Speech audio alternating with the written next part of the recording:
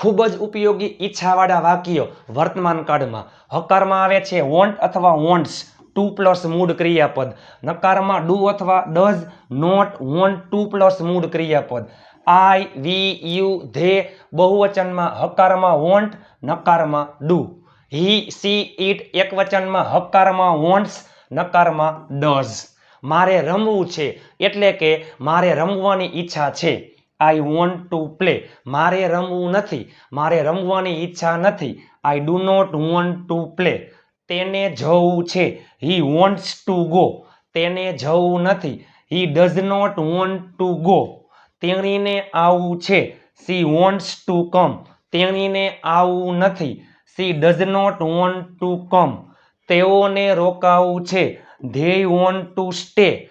તેઓને રોકાવું નથી. They do not want to stay.